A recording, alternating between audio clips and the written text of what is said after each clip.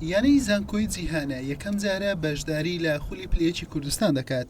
وەرزی ڕابردوو وەک دوا هەمینیانە لە خولی پلە دووەوە گەیشتنی بە خولی پلەیەکی کوردستان مسۆگەر کرد. تیپەکە ماوەی مانگێکە دەستی بە مەشقەکانی کردووە و لە دوا قۆناغی ئامادەکاریە بۆ وەرزی نوێ کەوا بڕیارە دوای 10 ڕۆژی دیکە یاریەکانی دەست پێ بکات. ڕاستە یەکەم ساڵە یانەی زانکۆ جیهان بەشداری خولی یانە پلەکان دەکاتن. ئێمە دەزانین کە خولەکە ئەو ساڵ یەکجار قورسە لەبەرەوەی 19 یانە بەشداری کردیەوە هەموو پێکەوە یاری دەکەن بۆ تیپێکیش کە یەکەم جار بەشداری خولێ بکاتن بێگومان تاقینەوەی قورس دەبیتن، بەڵام ئێمە هەموو هەولی خۆمان دەدەین کە بتوانین ئەم ساڵ ژمارەیەکی قورس بین لە خولیانە پلەکان.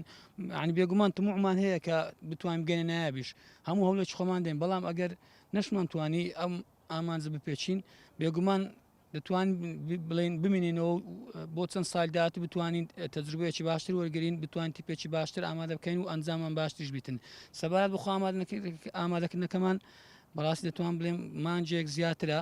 ئێمە تیپەکەمان کۆ کردێتەوە و چەند یاریزانێکی نوێمان هینایەتە ڕیزی یانەکەمان و چەند یاریزانێکی پارساڵیشمان لەگەڵ ماوە، چەند یاری دۆستانشمان ئەنجامدایە و ڕۆژانش بەردەوامی لە مەشقوڵڕاهێنانەکان. ئینشاڵڵا پەنا بەخوا دەتوانین ئەم ساڵ تیپێکی تۆکمە دروست بکەین. یانەی زانکۆی جیهان خاوەنی 21 یاریزانە و نیوە زیاتری پێکاتەکەی یاریزانی نوێن و بەشەکەی دیکەش یاریزانانی وەرزی ڕابردوون. تیپەکە 6 یاری دۆستانەی ئەنجام داوە، سییانیان لە پاڵەوانەتی دۆستانەی هەولێر بووە.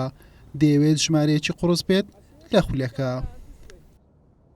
بەڕاستی ئێمە ئامادەکاریەکی باشمان کردووە تا ئێستا لە بەردەوامیشین ینی لەسەر ئامادەکاریانە.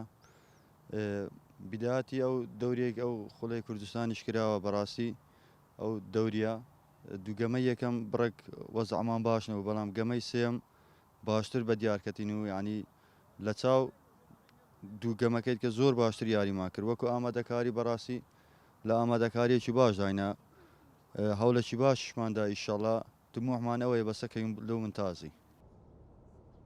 یاریەکانی وەرزی 2022-23 خولی پلەیەکی کوردستان بە بەشداری 19 یانە 13 ئەم مانگە دەست پێ دەکات و بە شێوازی خول و یەک قۆناغا 2 یانەش دەگەنە خولی نایب.